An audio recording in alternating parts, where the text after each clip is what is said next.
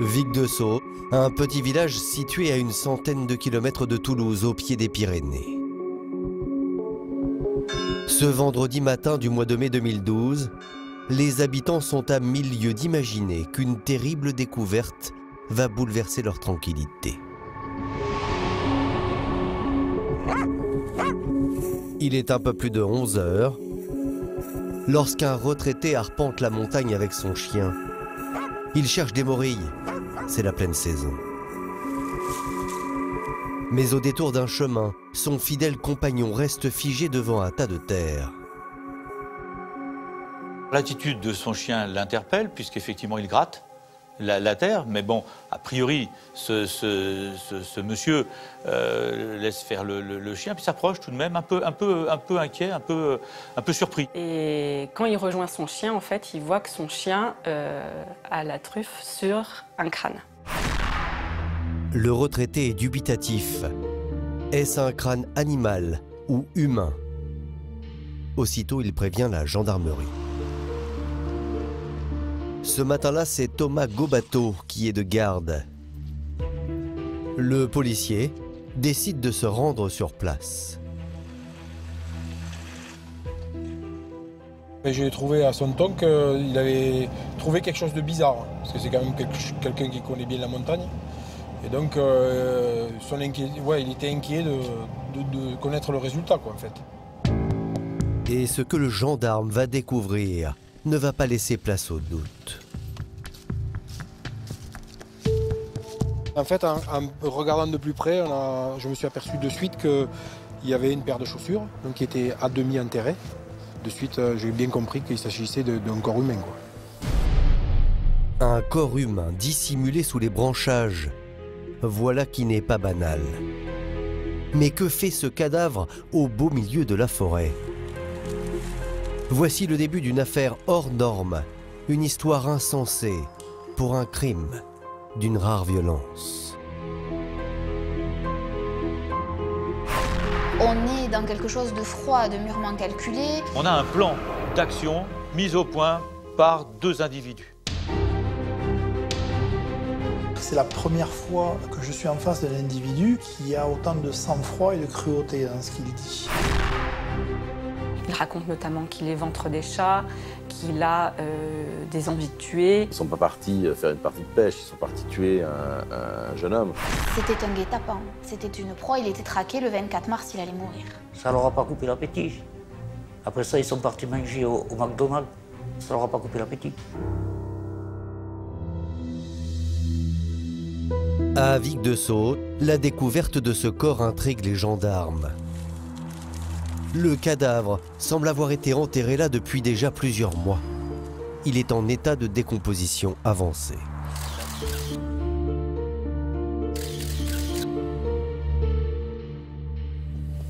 On constate donc au fur et à mesure donc, du déblaiement que ce corps n'est plus en fait un corps mais un squelette sur lequel donc la peau s'est momifiée et également donc est couvert de feuilles mortes qui se sont décomposées dessus. À l'époque, l'adjudant-chef Éric Carbonel est chargé de l'enquête. Et d'emblée, le gendarme va écarter de lui-même l'hypothèse de l'accident. Car le crâne présente de nombreuses lésions. La mâchoire et le nez sont cassés. La victime semble donc avoir été battue.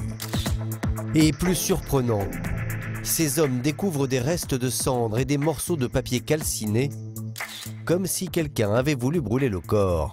C'est trop tôt pour imaginer effectivement un début de scénario, mais en tout état de cause, pour nous, la piste criminelle ne fait pas de doute. On est face à un ou des individus qui ont donné la mort à un autre et qui vont, au-delà d'avoir donné la mort, avoir eu un certain sang-froid puisqu'il y a une crémation qui n'est pas anodine puisqu'elle se porte sur les parties qui permettent d'identifier le corps. La crémation, les dents arrachées, aucun papier d'identité au sol, autant d'éléments qui montrent que le ou les tueurs ont tout fait pour que la victime ne puisse pas être identifiée. Il y a pourtant un indice auquel le ou les criminels n'ont pas prêté attention. C'est une bague retrouvée sur l'annulaire de la main droite de la victime. Pour autant, cela ne va pas permettre d'identifier le cadavre. On ne sait même pas si c'est un homme ou une femme. On ne sait rien en fait, on ne sait pas de qui il s'agit. Donc avant même de se demander comment, pourquoi, on va chercher à savoir quelle est cette personne. C'est l'autopsie qui va apporter un début de réponse. À commencer par les circonstances de la mort de la victime. Et le moins que l'on puisse dire, c'est que la volonté de tuer ne fait aucun doute. À Toulouse, au centre médico-légal, le médecin légiste révèle qu'au moins 6 coups de couteau ont été portés à la victime, dont 2 ont été mortels. Un à la tête et un dans le dos. Une chose est certaine, c'est que il y a eu quand même une violence extrême, puisqu'on trouve donc des entailles au niveau des os qui sont relativement conséquentes. Donc ça laisse supposer une certaine force pour pouvoir arriver à cisailler un os avec une lame tranchante. Ça ne donne peut-être pas des indices sur la personnalité des auteurs, mais ça donne en tout cas des indications sur leur état psychologique au moment où ils passent à l'acte, c'est-à-dire sur l'état de tension, de violence, d'agressivité et de rage. Le légiste confirme que le corps a bien été brûlé. Mais c'est grâce à l'analyse des ossements que les enquêteurs vont enfin en savoir un peu plus sur la victime. On remarque qu'il s'agit d'un homme déjà, qu'il a entre 20 et 25 ans, donc assez jeune, et qu'il fait à peu près 1,70 m et qu'il est de type caucasien. La bague est aussi analysée, en vain.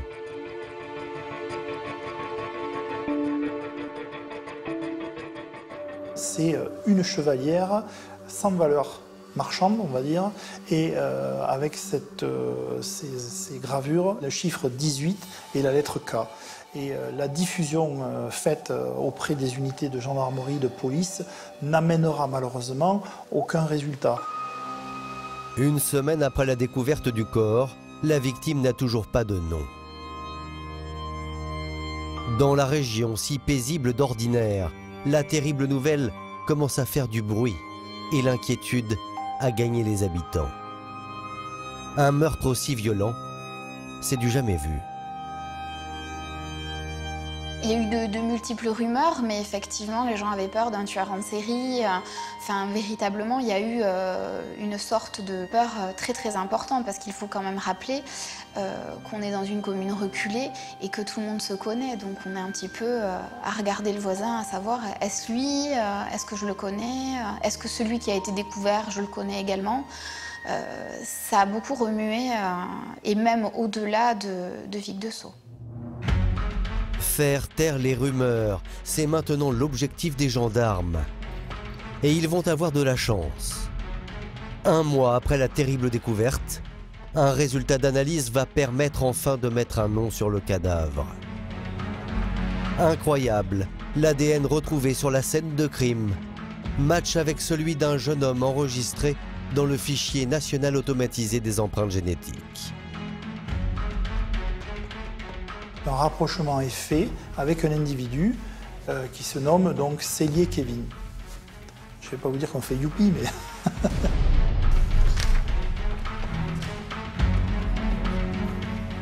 À partir de ce moment-là, l'enquête donc bascule, puisque nous avons donc son identité, et donc nous allons pouvoir travailler sur cette personne et essayer donc de trouver les raisons qui ont amené donc l'irréparable. Kevin Cellier est un jeune ariégeois âgé de 19 ans. Et surprise, une main courante pour disparition inquiétante avait justement été déposée au commissariat par son oncle et sa tante 2 mois plus tôt. Kevin vivait chez eux à Pamiers, une petite commune située à 50 km de Vic de Sceaux. Les gendarmes s'y rendent pour leur annoncer la terrible nouvelle. Je le moment, c'est comme si on nous donne un coup sur la tête. Vous êtes assommé, quoi. Parce que vous y croyez, mais vous ne voulez pas y croire.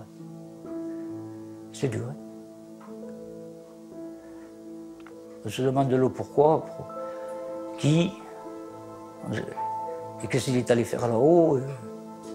Surtout, bon, il n'y avait pas de voiture, lui. Donc, c'est le brouillard, quoi. C'est la grande confusion. Pour Alain, l'oncle du jeune homme, le choc est d'autant plus violent qu'il a élevé et choyé Kevin comme un fils.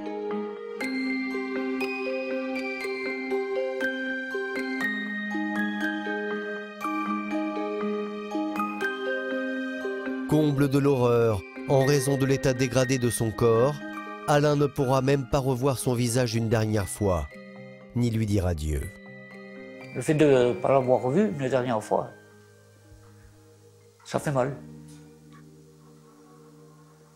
On ne doute, on n'en a pas, on n'en a plus maintenant. Mais c'est très dur. C'est comme vous ramène une boîte fermée.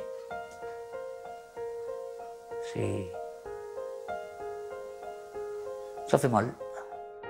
Aujourd'hui encore, 8 ans après la mort de Kevin, Alain et sa femme n'ont toujours pas fait leur deuil. Dans leur maison, la chambre du jeune homme est restée intacte. Et dans leur esprit, la même question qui les hante. Pourquoi a-t-on assassiné leur fils de cœur? Ah, c'était quelqu'un qui était très volontaire. Même à la maison, tout ça, il était bien, quoi. Je le faisais travailler au jardin, enfin, travailler, arracher un peu d'herbe, n'importe, on lui donnait une pièce de monnaie, il était très content.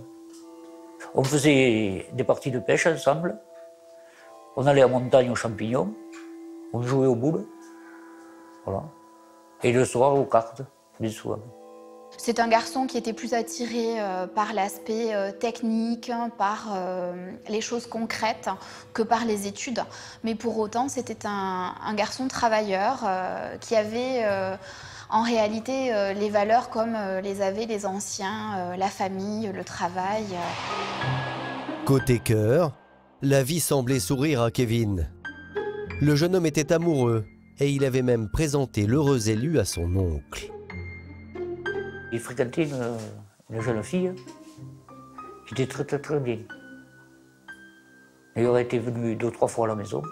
Il avait un côté très fleur bleue, très finalement à la recherche de l'affection, à la recherche de l'attention qu'on pouvait lui porter. Seulement, ce portrait dressé par ses proches semble un peu trop lisse pour les gendarmes. L'adjudant-chef Éric Carbonel sait que Kevin Sellier est un jeune homme connu de ses services.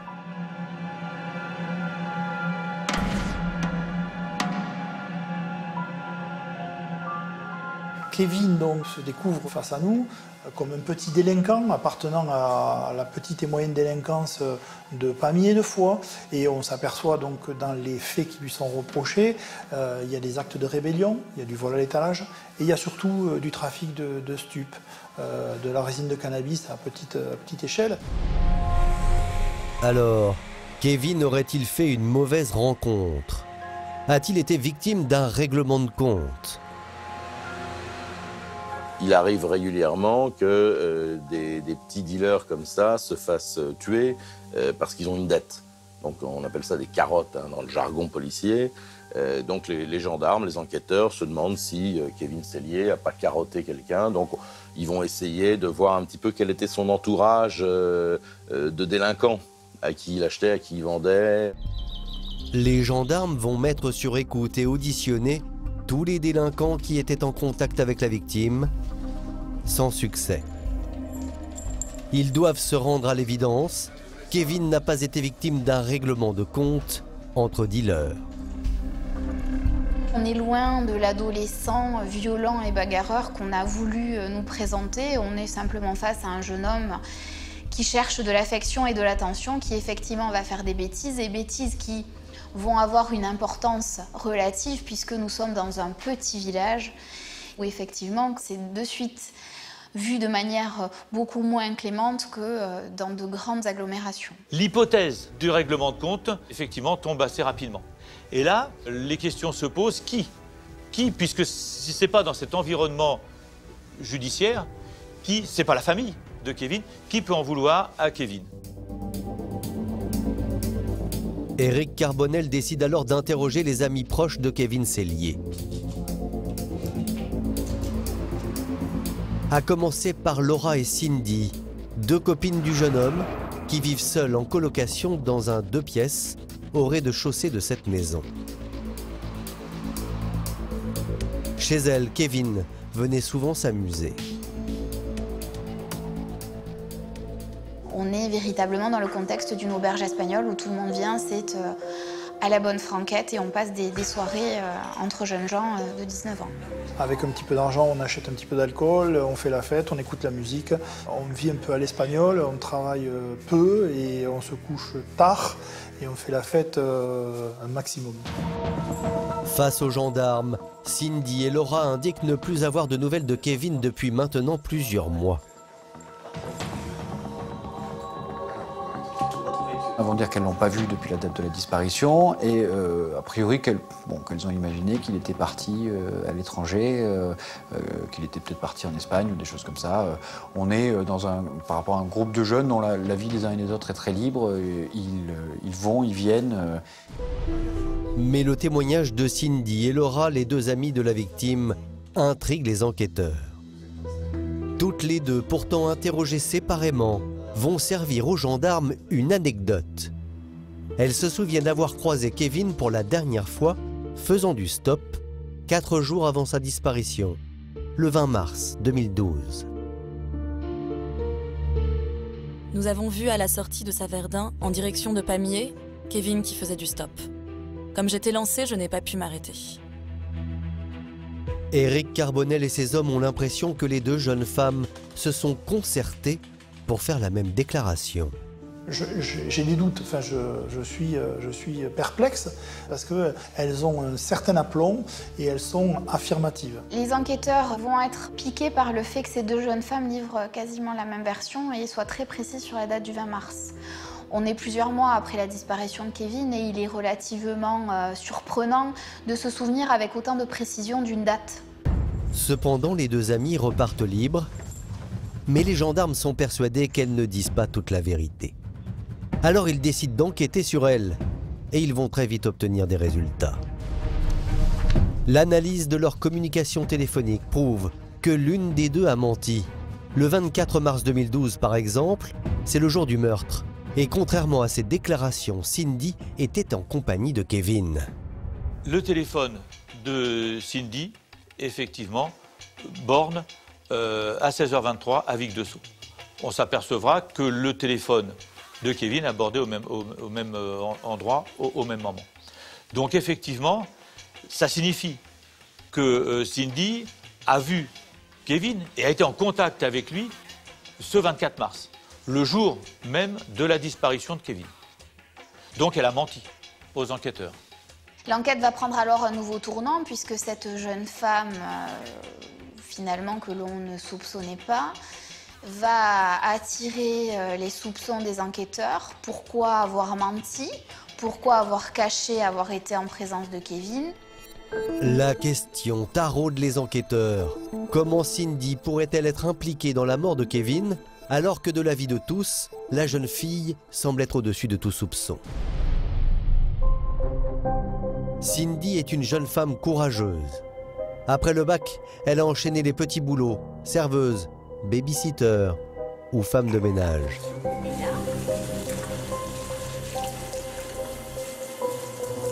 Elle est très volontaire, elle travaille énormément, elle travaille depuis qu'elle a 16 ans. Elle est aussi très intéressée par le rapport aux autres, par le soin aux autres. Notamment, elle accompagne sa grand-mère à Lourdes pour s'occuper de personnes handicapées.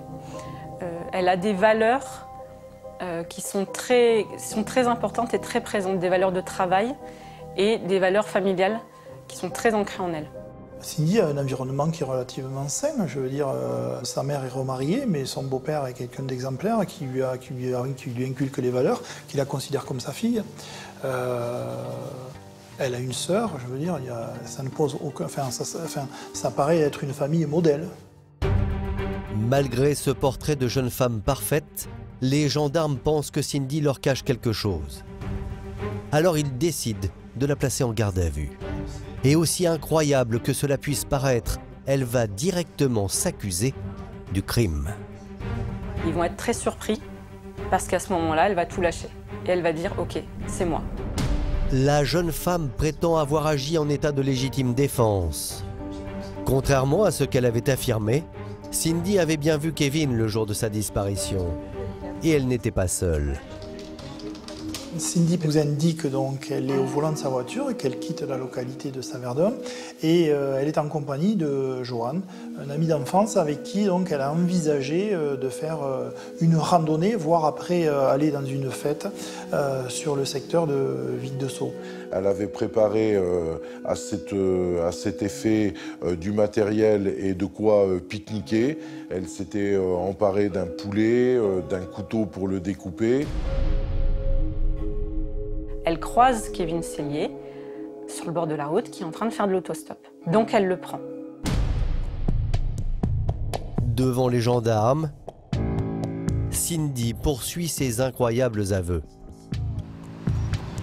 Ce jour-là, avec Johan, son ami d'enfance, et Kevin, elle aurait roulé une dizaine de kilomètres. Sur un chemin forestier, en haut d'une montagne, Johan lui aurait alors demandé de s'arrêter pour un besoin pressant. C'est à ce moment-là que Kevin Sellier aurait tenté d'abuser d'elle.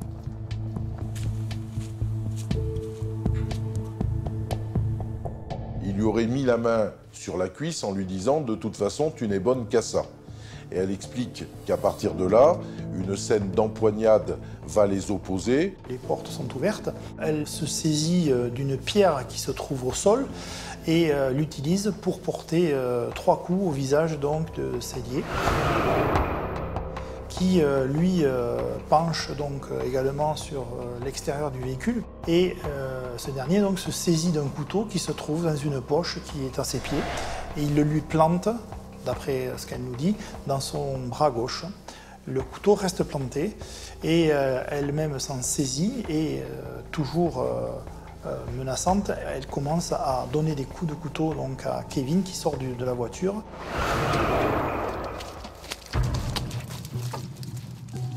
Elle le suit, elle lui emboîte le pas et elle finit effectivement de lui donner des coups de couteau qui l'achèvent. Voilà comment elle explique le drame. Quand son ami d'enfance, Johan, la rejoint, il est trop tard. Kevin Sellier est couvert de sang. Sidérés par la situation, les deux amis auraient alors tenté de se débarrasser du corps. Visiblement, ils restent un peu tous les deux, hein, en sachant que faire. Et puis, ils vont décider d'essayer de brûler le corps. Donc, c'est la raison pour laquelle Cindy va recouvrir le corps d'un produit inflammable et qu'elle va mettre le feu au corps. Cindy affirme que Johan l'a aidé à recouvrir le corps de branchage. Elle ajoute qu'elle s'est débarrassée du couteau et du téléphone portable de la victime dans une poubelle.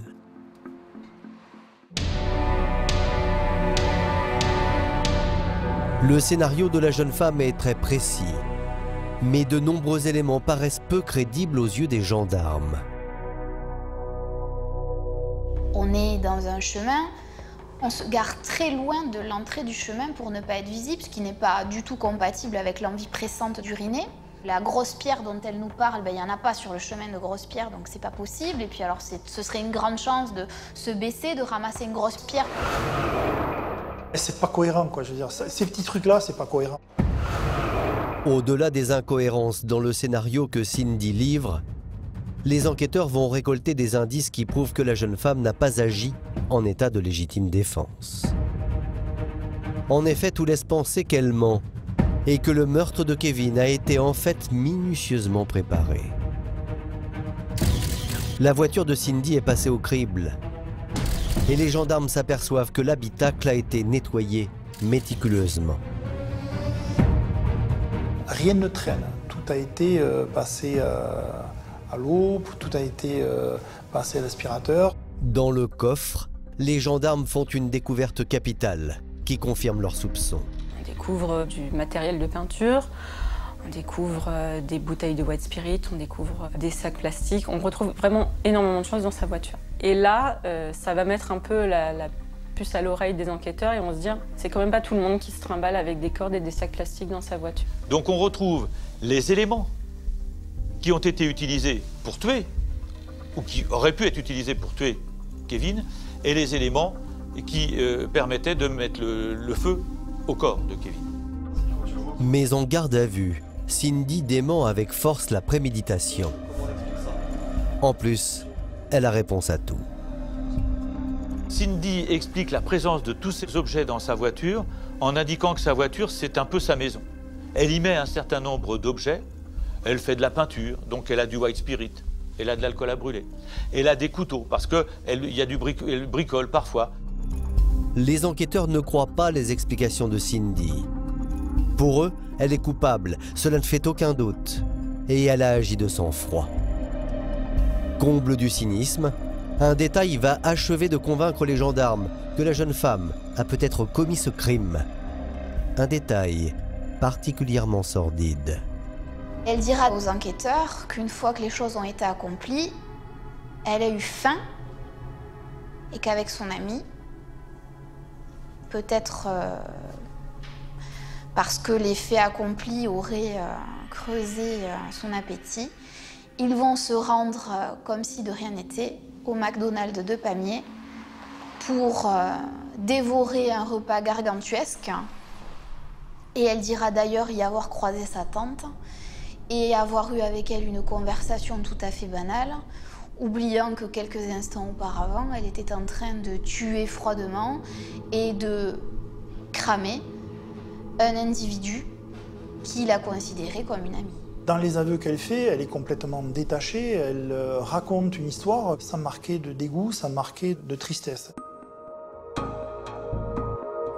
Pour les enquêteurs, il devient urgent à présent d'entendre Johan, le principal témoin du meurtre.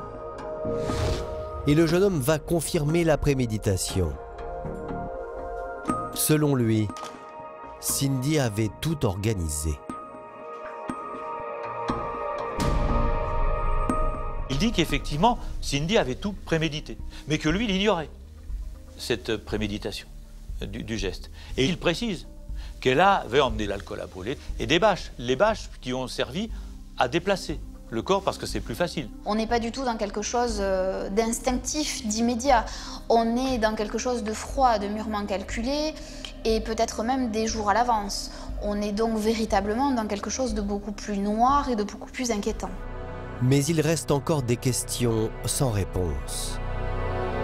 Comment expliquer que cette jeune femme, apparemment bien sous tout rapport, ait pu basculer dans cette folie meurtrière? Avait-elle des raisons d'en vouloir à Kevin? La suite de l'enquête va le confirmer.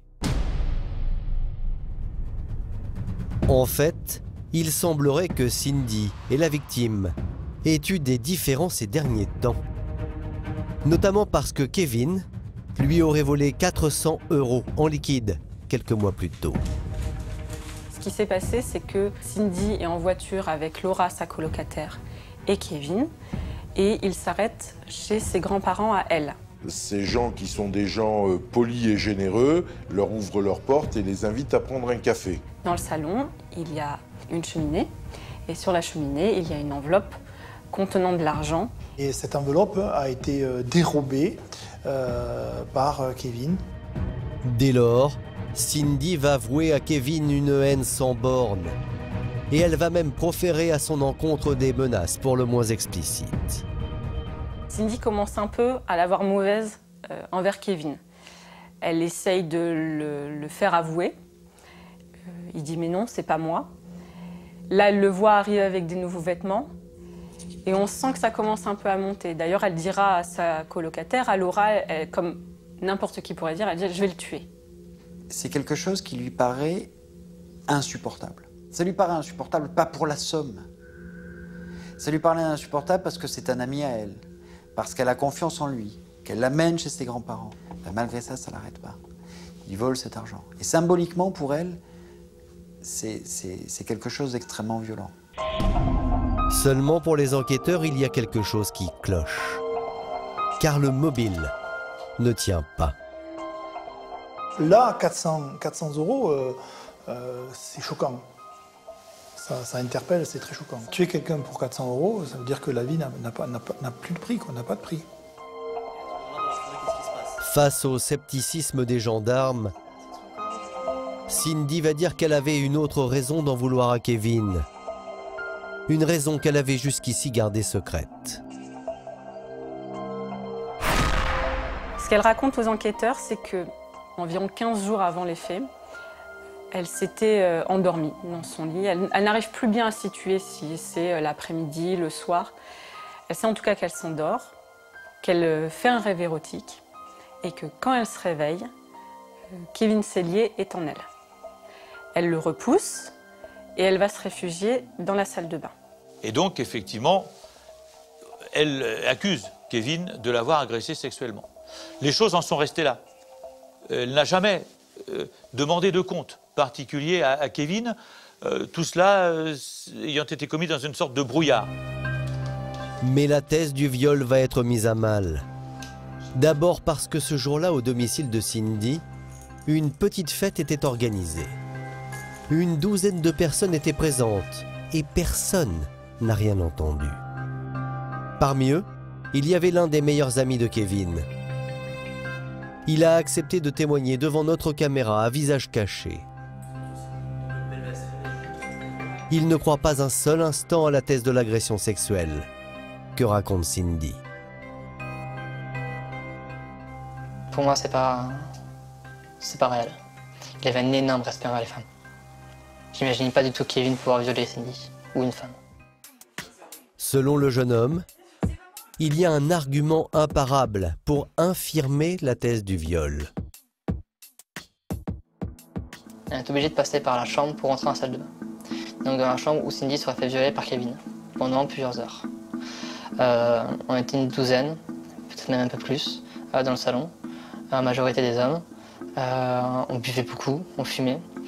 Et c'était quand même étrange que pendant plusieurs heures, personne ne soit rentré dans la chambre pour aller dans la salle de bain, pour aller aux toilettes.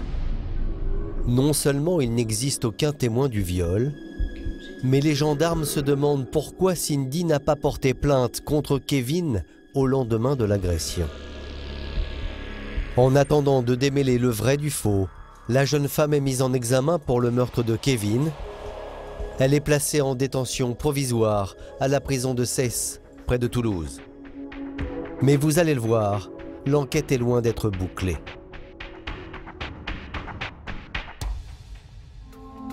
Car il y a un élément qui intrigue particulièrement les enquêteurs. Cindy ne mesure qu'1,55 m, face à Kevin, qui mesurait plus d'1,70 m. Comment a-t-elle réussi à désarmer le jeune homme? Comment a-t-elle asséné plusieurs coups de couteau avec une telle force? Je doute sur la première version qu'elle donne, dans le sens où la violence des coups qui ont été portés ne correspond pas. Bien sûr qu'il y a quelque chose qui cloche. En tout cas, c'est une question qui, moi, m'a complètement obsédé. Enfin, voilà un squelette qui est découvert, porteur de stries provoquées par des coups portés avec une arme blanche. Le squelette est marqué. Donc ça signifie que les coups ont été assénés avec puissance. Alors forcément, les gendarmes se demandent si Cindy n'a pas bénéficié d'une aide extérieure pour tuer. Notamment celle de son ami d'enfance, Johan. Souvenez-vous, le jour du meurtre, il était avec elle. Ont-ils commis le crime à 4 mains? Les enquêteurs décident de s'intéresser de plus près à la personnalité du jeune homme. Et ce qu'ils vont découvrir est particulièrement inquiétant. Johan, 1m93, 95 kg, le teint blafard, un physique très particulier, des cheveux noirs de jet, un look gothique, il ne porte que des gros godillots avec des clous, des manteaux en cuir noirs. Dans les petits villages de l'Ariège, Johan ne passe pas inaperçu. Et ce n'est pas uniquement pour son look. Comme en témoigne Chris, le meilleur ami de la victime, qui l'a croisé à de nombreuses reprises. Le souvenir que j'ai de lui, c'était... le premier abord, c'est une personne très seule et très triste qui veut donner une image. Lui, ce qu'il aimait faire, c'était tuer des chats, enfin, tout ce qui était un peu sataniste. Il a inventé qu'il avait commis 3 meurtres, qu'il avait tué 3 types à Colmar, qu'il avait un scorpion égyptien, qu'il avait la passion de tuer les chats et de les éventrer. Il racontait qu'il avait un grimoire magique qu'il tenait d'un héritage familial, que les sortilèges qu'il contenait étaient absolument terrifiants, qu'il provenait d'une famille d'empoisonneurs célèbres. Enfin, il aménage, j'ai envie de dire, un personnage tout droit sorti d'un film ou d'un livre de médiéval fantastique. Johan semble réellement fasciné par la mort. Mais pour autant, cela fait-il de lui un meurtrier?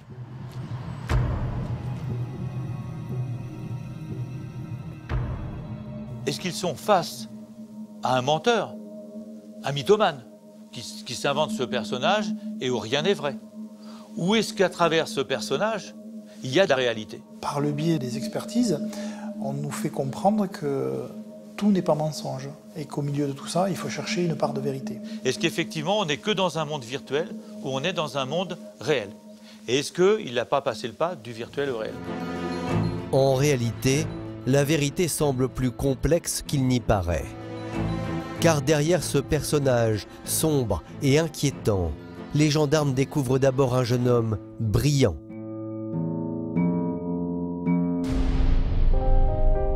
Johan a grandi dans l'Ariège. Il est l'aîné de 2 frères et sœurs. Ses parents sont infirmiers psychiatriques et depuis 1 an, il poursuit des études pour devenir ingénieur à Toulouse, dans un internat.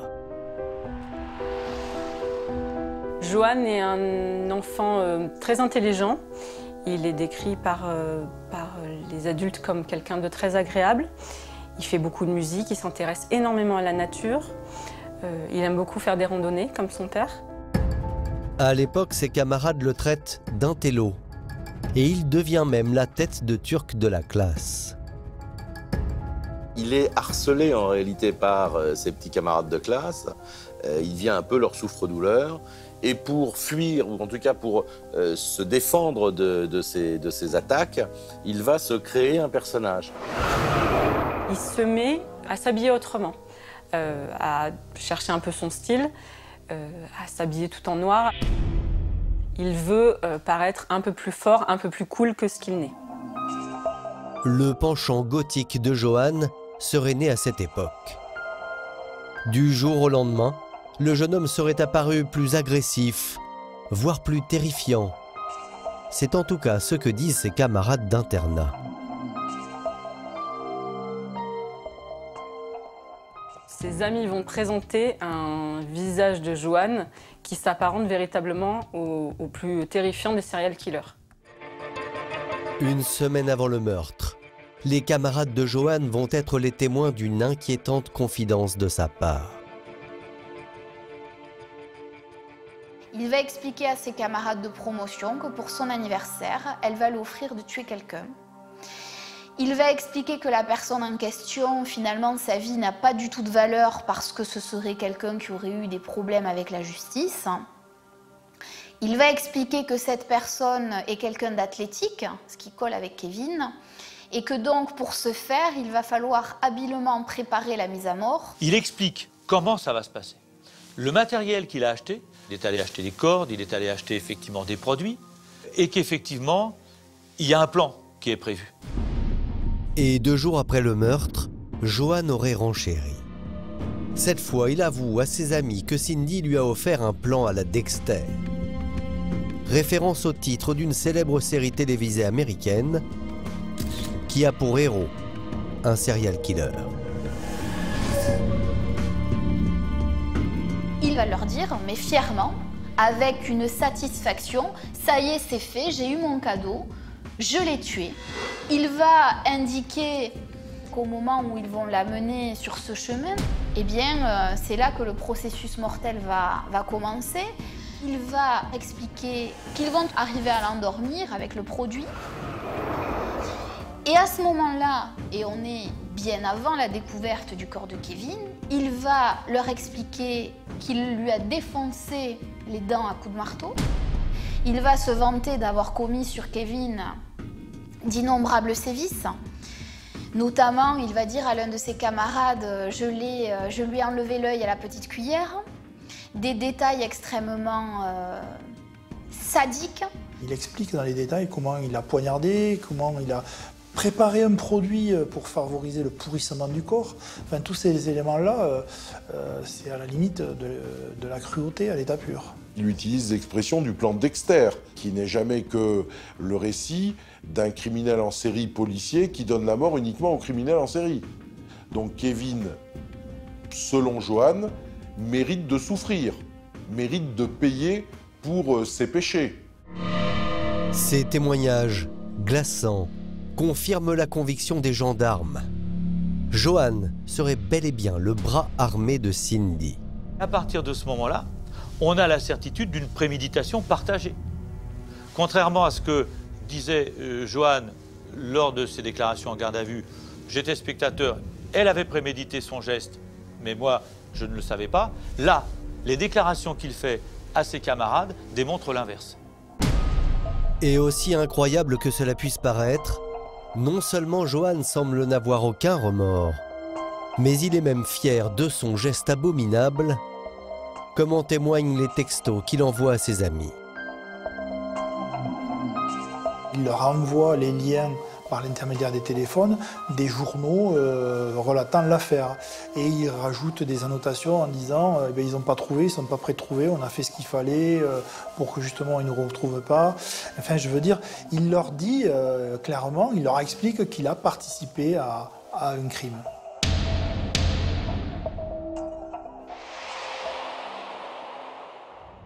C'est la première fois que je suis en face d'un individu qui a autant de sang-froid et de cruauté dans ce qu'il dit, en fait. Parce qu'on a l'impression, quelque part, quand il le raconte, que Johan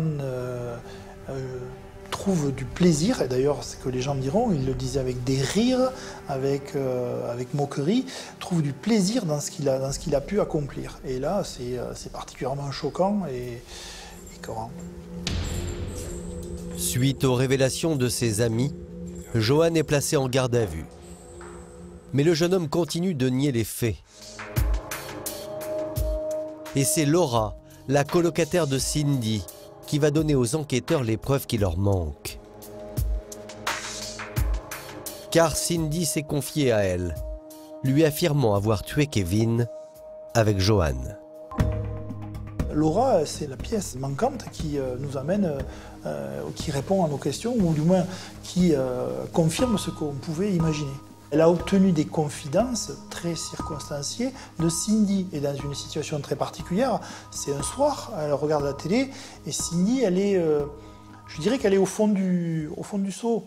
Elle est fragile, elle commence à parler, à évacuer ce qu'elle a vécu. Cindy s'est mise à lui dire qu'en fait, Kevin ne reviendrait pas, parce que, avec son copain Johan, ils avaient pris un produit, ils avaient essayé de l'endormir, qu'il lui avait donné un coup de marteau, qu'il avait essayé de s'échapper par la suite et puis qu'il l'avait fini. Et la raison de tout ça aurait été le vol des 400 € chez les grands-parents de Cindy. Et ce n'est pas tout. À son amie Laura, Cindy aurait affirmé que ce meurtre était son idée. Voilà ce que Laura déclare aux enquêteurs. Il a dit que ça l'intéressait de tuer quelqu'un pour voir comment cela faisait. Quand on lit cette phrase de Laura dans ses déclarations, effectivement, ça fait froid dans le dos. On a un plan d'action mis au point par 2 individus. L'un étant peut-être celui qui va agir, l'autre étant le concepteur. Mais là, à partir de ce moment-là, on est certain que Johan et Cindy ont préparé l'assassinat de Kevin. Le scénario du crime est digne des meilleurs polars. Mais il reste des questions sans réponse. Comment 2 jeunes de 20 ans, à peine, ont-ils pu plonger dans une telle horreur? Quel est le rôle exact de chacun dans ce crime barbare? 4 ans plus tard, le 29 mars 2016, les proches de Kevin attendent avec impatience l'ouverture du procès pour comprendre et enfin faire leur deuil. On se demande sur quoi on va tomber, sur qui on va tomber. Parce que c'est là vraiment qu'on a vu les accusés. On n'a jamais eu l'occasion de les voir auparavant. On se demande s'ils ont des remords. Parce que quand même, ce qu'ils ont fait, c'est abominable. Ils ont voulu se faire plaisir. Ça leur a pas coupé l'appétit. Après ça, ils sont partis manger au McDonald's. Ça leur a pas coupé l'appétit. C'est affreux, quoi. Avant même de pénétrer dans la salle d'audience, l'oncle de Kevin va avoir un choc. Johan comparaît libre, car le juge a considéré qu'il n'y avait pas assez de preuves pour le placer en détention provisoire. Et puis ce qui surprend, c'est que Johan, pourtant accusé d'un crime insensé, arrive plus que décontracté à l'audience. Il arrive en compagnie et au bras d'une jeune femme blonde. Jeunes, ils sont très amoureux et ils le font comprendre, puisque dans la salle des pas perdus, avant de rentrer, on a même l'impression qu'ils vont célébrer une noce plutôt que passer à la cour d'assises, entouré de sa famille, et avec une décontraction surprenante. Johan est méconnaissable. Il a troqué ses bagues et son long manteau noir pour un costume. Et il ne semble toujours pas mesurer la gravité des faits qui lui sont reprochés. Ce jour-là, l'oncle de Kevin ne le quitte pas des yeux, la boule au ventre, sidéré.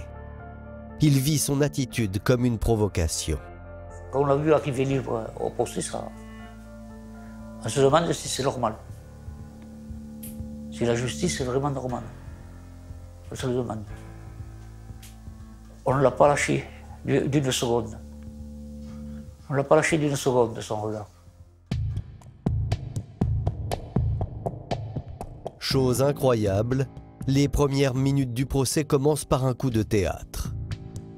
Les 2 amis d'enfance, Cindy et Johan, vont se rejeter mutuellement la faute et se dédouaner du meurtre de Kevin.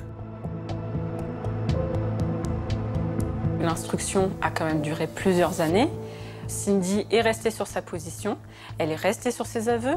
Elle a dit « c'est moi qui ai porté les coups à Kevin Sellier, c'est moi qui l'ai tué ». Elle dira même à ses parents « ne venez pas plus me voir, reniez-moi, je le mérite ». Et là, soudain, elle arrive au procès et elle change complètement d'histoire. Et là, c'est plus elle qui a tué Kevin, mais c'est Johan. Johan, ébahi, stupéfait, pris au piège en quelque sorte par les déclarations de Cindy à l'ouverture du procès, campe sur sa position en disant « elle ment. Elle ment, je n'ai rien fait ». Mais alors, qui dit vrai? À la barre, les experts défilent. Ils dépeignent Cindy comme une jeune fille fragile, mais ont bien du mal à justifier son comportement incompréhensible. Contrairement à Johan, dont la personnalité plus complexe colle selon eux davantage à l'horreur des faits qui lui sont reprochés. On est face à un individu qui, de toute façon, on le sait, est un sociopathe. Il est dénué d'empathie, il a de la jouissance, c'est type même du pervers, dans la détresse de l'autre. On a à peu près compris, au travers du dossier, au travers de ce que les uns et les autres avaient voulu nous en livrer, que c'est un personnage qui n'est pas simplement menteur, pas simplement inquiétant, mais qui a sans doute, et je le dis en le pensant très profondément, été complètement débordé par le passager noir qu'il s'est lui-même créé. Il est devenu l'autre. Il a décidé effectivement de donner libre cours à ses fantasmes et à cette attirance pour le morbide. Johan a-t-il manipulé Cindy? L'a-t-il entraîné dans une spirale infernale qui l'a conduite à commettre le pire? À ces questions, les proches de Kevin n'auront peut-être jamais de réponse.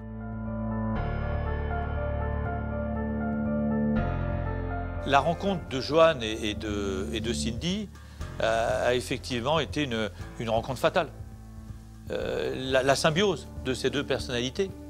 Au lieu de se neutraliser, ces deux personnalités se sont accumulées.